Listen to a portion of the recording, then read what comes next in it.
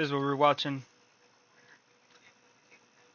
I don't know if y'all watch him, but I fuck with his content. Faisal, Lias. Let's see, is there a Lias video somewhere here? No, because I probably watched them all. I watch them too as well. I watch Bar Brothers, Bravas, SDS, all that shit. That's where I get my football content from for real. And obviously Fabricio. We could watch this. This is 18 minutes though. I'll probably be done eating by then. Unless you want to watch something else. You want to watch, you said Fantastic Four vids.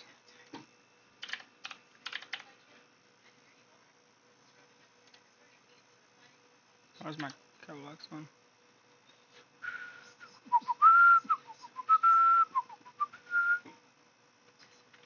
By who? This nigga? New villain revealed. Welcome back to New Rockstars.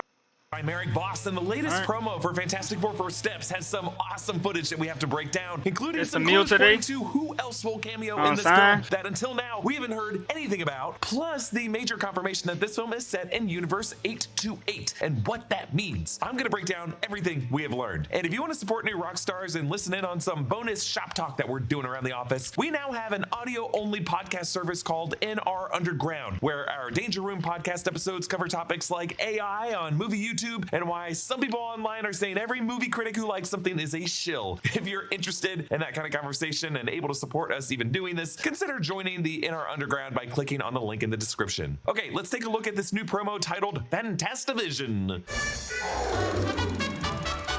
This summer, Marvel Studios invite you to the cinematic event of the year with everything from action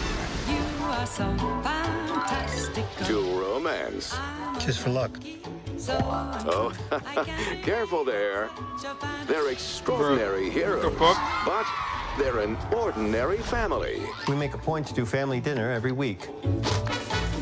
Marvel's first family, the Fantastic Four. Reed, he's all brain. Johnny, he's hot. Sue, she's always there. Or is she? Hello, boys. Jesus. Ben is everybody's best friend. Even man's best friend's best friend. How's your day going? W. On July 25th.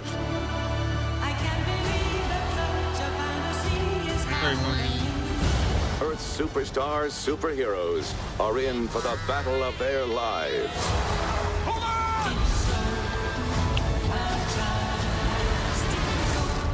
What time is it, Ben? No, Johnny. Say it! I don't wanna!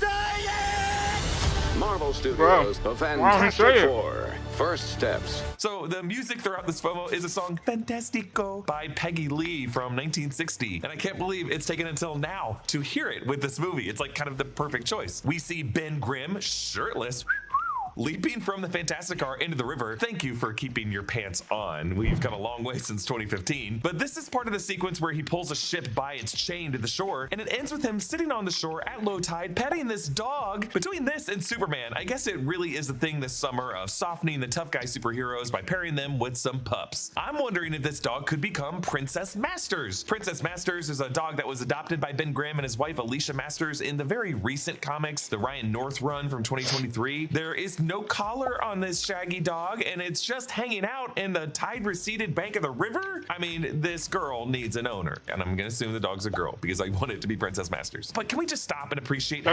good this shot looks? Because you can't really see the line between what's CGI and what's practical. And I think this might be because, remember back in August of last year, we saw a set video from this scene where Ebon Moss-Bachrach was put in a practical version of the Thing's suit, and it looked very goofy, like, I don't even want to be around anymore, kind of goofy. I don't even want to be around anymore. But now we see why they do it. It pays off in shots like this. I think part of this is the suit, including the hands and the arms and the chest. Those are all practical, part of the costume, and that's why it really is just the rocky hands petting the dog. The dog is really reacting to hands that size, but the head is the CGI. See, they're being smart about it, and that's what I find so reassuring. Now, this shot right here is perhaps the most revelatory one we've gotten in a while. It's a series of newspaper and magazine covers documenting the Fantastic Fantastic Four as heroes and cultural icons. We see gardening tips with Ben Grimm pruning a plant. We see golfing weekly with the headline Fantastic Four. Engineering with Reed Richards. Families Today, Christmas in the Baxter Building, and celebrating 4 years of the Fantastic Four. Now, this framing could be based on this Norman Rockwell painting of the Apollo 11 flight crew and the NASA mission control engineers who supported them. Then we see some news headlines. Mole Man, the menace from below. Panic struck the Baxter Building. And then this photo, I think, is showing a sign for Pan Am with the M sagging. Pan Am, or Pan America, was a major airline company popular especially in the 1960s. It's pretty much confirmed at this point that Mole Man will be played by Paul Walter Hauser based on his appearance in the prequel tie-in comic for this film. In the upper right, the newspaper says, astronauts rescued, heroes become superheroes, mission to remember, and heroes we will never forget. This is a reference to their origin story where they were hit with cosmic rays while on their space flight. Rescued, though, makes it sound like someone else went up there and got them. Who could that have been? And why aren't they listed? Could that have been Ivan Kragoff, Red Ghost, with his super smart apes? But a big detail here at the bottom. Fantastic Four defeat Mastermind Mad Thinker. The Mad Thinker will be in this movie, or at least be referenced. Originally introduced in Fantastic Four number 15, all the way back in June 1963, the Mad Thinker was someone who could predict future events to the exact second. Now, little was known about the Mad Thinker's backstory until he was eventually given a name Julius in 2017, but he was really a recurring foe during these earlier years, initially trying to break into the Baxter Building and creating a robot servant called Awesome Android, but was foiled by the mailman, Willie Lumpkin, whom Stan Lee played as a cameo in the 2005 Fantastic Four film. The Mad Thinker later teamed up with Puppet Master, and in later issues with the Intelligentsia. I mean, hey, maybe we've been thinking of it wrong. John Malkovich might not be playing Red Ghost, but rather he could be playing the Mad Thinker. But it's also possible that all three, Mole Man, the Mad Thinker, and Red Ghost, are in this movie, or at least mentioned. And I think we're either going to see or hear mentions of other earlier era Fantastic Four villains, like the Skrulls, who were in Fantastic Four number 2, Puppet Master, who started in number 8, maybe also Molecule Man, Owen Reese, as a nod to the way the character would later be used in the Jonathan Hickman Secret Wars event. In yesterday's sneak peek, we speculated if this movie might even recast Kang as an alternate Pharaoh Rama Tut. From the fan review that we read, there will be some actual cameos by these villains, but I expect to see others named on newspaper headlines like this, or newsreels, or just mentioned in dialogue. Today's video is sponsored by Blue Chew. One of the movies we're excited about this month is Fantastic Four. Ready for waiting in line at the pharmacy. Blue Chew USA,